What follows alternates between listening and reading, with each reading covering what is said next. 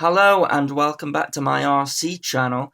This is a video to show the Wi-Fi AVIN video transmitter and also the app, but on Android. My previous video to this showed how to do it on iPhone, and I mentioned that it didn't quite work as well on Android. So I've already set up the video transmitter and also the video receiver. I will show you that in a bit. And I've also downloaded the Wi-Fi AVIN app. So I'm just gonna go into here. I've already opened it. And so we're getting static there. Now, I was incorrect on the iPhone video. I did say that on the Android app you can't get rid of these icons, but as one of my subscribers pointed out to me, that is incorrect. And indeed, in the same way that you do on the iPhone app, if you touch the screen, it gets rid of the icons. However, it doesn't really matter because we're not able to utilize this as an FPV screen, and I'll show you that in a bit. And also, as I mentioned before, as this is Android, you've got the capacitive keys here. So you do get more of a realistic image there. On the iPhone, you got a 16:9 full, and this is more of a 4:3. Not quite, it's a little bit more stretched. So without further ado, what I'm going to do is take my micro quad, as I have used this on all of the smartphone FPV videos, and I'm going to plug it in. There we go, it has initialized, so I'm going to move this back, and in the same style, I'm going to put my hand down, and you can see there quite a huge delay. Now, I've got quite a few Android devices. I've got a tablet. This is actually the Nexus 4, and I've got the Nexus 5 as well, and it's the same. I don't know whether it's software related or the fact that Android devices all have slightly different sort of specs, but no matter which Android device I tried, and I've got some top spec Android devices, there's this delay. So we are limited to using this as a DVR. What I'm going to do is just take you through some of the options here, but it's the same as the iPhone. So if you watch the iPhone video, then we're just really covering the same ground here. But this here, if you press the video icon, it's going to start recording. And if you stop it, then it's going to start recording. Now, the big difference here is that it records it to your DCIM root folder, which it doesn't on iPhone, as we went through before. So this one, you can take a picture the same as before. Then if you go into the folder there, we'll click that. You can choose between pictures and video, which is slightly different than the iPhone. So just go back there. So I'm going to do this a bit differently this time because I can't use this to live FPV. The delay is just too much. So what I'm going to do is, so that I've not got the same boring shot inside the house, I'm going to take my fat shot dominators outside, but we're going to use this to record the footage. But the next thing I'm going to do is just show you how I've got this wired up. I did show that in a previous video, but I have found an easier way to wire it up. So let's go take a look at that. Okay, so something that I should have realized in the previous video is that the Wi-Fi video transmitter over here does have a 12-volt output as well as input. So if you're using a video receiver, you don't need two batteries or a Y connector. This thing will just plug straight into your video receiver like that, and then you just need to plug in your 12-volt there, whether it's a DC power supply or a battery. Another neat little trick that I found with this setup is you can see here that on the video receiver, this wire here goes straight to the Wi-Fi transmitter. But what you can do is you can buy one of these. This is a single male to two female composite video adapter, and if you remove this there and replace that with this, it splits the signal into two videos. So this can go to your Wi-Fi transmitter like that, and then you've got another option if you want to attach a monitor, goggles, or whatever, and also another handy little device is one of these. This is a male-to-male adapter. it saves messing about with lots of different wires, and I connect that on there, and it's a bit of an adapter for whatever your goggles or monitor uses. I tend to find that they seem to be random the way that they plug in, so another little handy device there. This is good for if you're literally just wanting to have this on your ground station, if you've got a big ground station built, and then you can just hand your phone to people and just show them, look, this is the footage if you want to check it out. Okay, so we have the Android phone in the left-hand corner and the DVR footage in the background. And you can see there was a slight glitch again on the DVR. It's not changed from the iPhone to the Android, so it seems to be software-related there. But something that is even more annoying on here is you'll see I'll fly around here and we get a pause on both the Android device and the DVR. So I'm not sure if that is down to the phone that I'm using. It's quite an old phone, this now. This is the Nexus 4. Usually I record with the Nexus 5, but I thought I'd see how the Nexus 4 handled it. I tried different types of Android device, another glitch there as well. I think the glitches are more frequent on Android.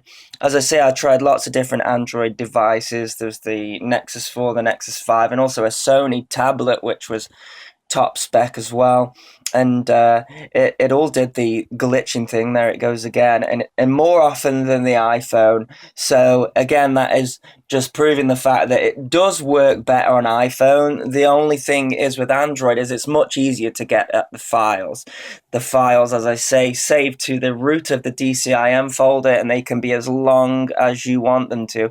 Now actually, as I was flying with the Fat Sharks, I forgot that the video receiver that's picking up on the phone is actually in my room, and so it's actually just going out of range there.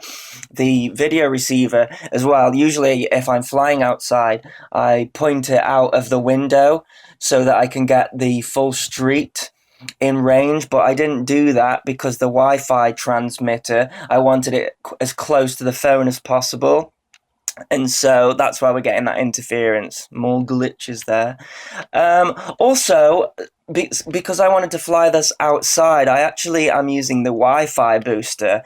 Now, that may be having some effect on the video. It's hard to tell. It's not having effect on that glitching thing because the glitch doesn't happen on the phone. If you look down to the phone, the bottom left there, it's actually a much better picture and less glitchy than the DVR footage. But yes, I am using the Wi-Fi booster so that I can get the full range down the streets. You don't really need the Wi-Fi booster for indoors, but as soon as I get past a certain point in the street, I tend to lose range. So yeah, so the DVR, I mean, tell me what you think in the comments. Would you use this? I don't think I would.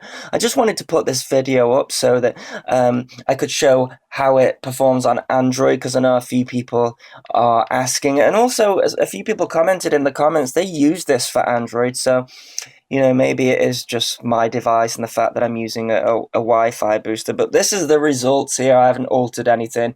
This is literally, I just did the same setup as the iPhone, apart from the Wi-Fi booster, and got it in the street. I love when I'm flying in the street and you get the shadows of the mini quad flying past there. I think at this point is when I realize that I shouldn't go that far down the street because it's not going to pick it up, but you can see what happens when it goes out of range. It does kind of freeze, unfortunately, rather than it being, it doesn't go blue screen, but I think it's the same effect as blue screen, really. It kind of freezes. Now, something that I'm a bit annoyed about is they have re-tarmacked this road white, and that plays havoc with the camera. This is the night vision camera from FPV Hobby with the wide angle lens, which you can't get at the moment, and it does play havoc with the exposure on the camera. I keep flying to myself there because I'm not sure how long the battery is going to last. I should say this is a great advert for the Nanotech 750 milliamp batteries. I've never used them before, and I've switched to them, and I get a 10-minute flight out of this. We got a slight pause there again. Yeah, so I get a 10-minute flight. That's FPVing and flying, not hovering. Another glitch there. Oh, yeah, I think that might have been the Wi-Fi booster interfering there, that glitch. Yeah, so really good flight with the nanotech battery. I'm going to use that. The only thing I need to say though is that they came with the incorrect polarity, and I found out the hard way. I plugged the battery into the Hubsan, and the motors start spinning straight away. That's when you know you need to disconnect it quick, otherwise it's going to start burning stuff out. Luckily, it didn't burn anything out. So, yeah, that was good. And I'm really impressed with these. The only thing that I'm noticing is that because of the extra weight, it is about a 70% throttle to get it to hover. However, that doesn't really matter so much. I start doing a bit of proximity here around the neighbour's garden. Apologies for that, neighbours. Yeah, it doesn't really matter that it takes 70% hover because I'm getting a 10-minute flight out of it. Absolutely brilliant. So I think there is a way that we can get a usable DVR out of this, and that is using the AZ Screen Recorder app in Android.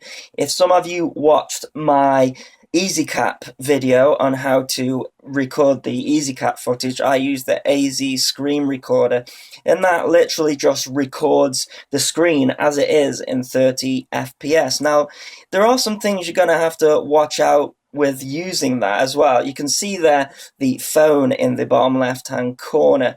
It's got a little record icon. So I think if you were using the AZ screen recorder, you would not have to use the record function in the Wi-Fi AVIN app at all. Otherwise, when you record with AZ screen recorder, you're going to get that icon in there, and you don't want that.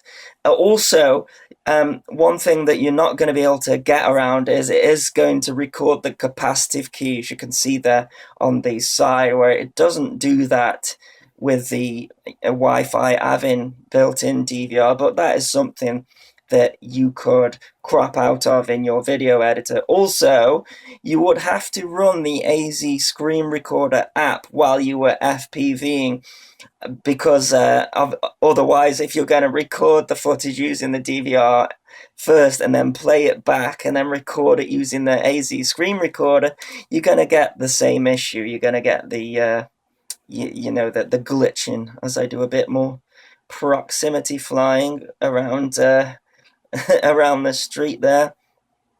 So yeah, that's pretty much it really. I'm going to leave this flight to the full length to show that, really that these batteries are pretty amazing. Now, I know that recently there have been a lot of these phone FPV videos, and I didn't want my channel just to be about this. This is something that I have looked at a lot though, but there are going to be other videos coming up where they're not phone related at all. So yeah, I've got the 450 size quadcopter, which we're going to be adding stuff to, and some stuff on gimbals and GPS and stuff like that. So yeah, that's it for this video. Thanks ever so much for continuing to subscribe. Thanks ever so much for watching this video, and cheers.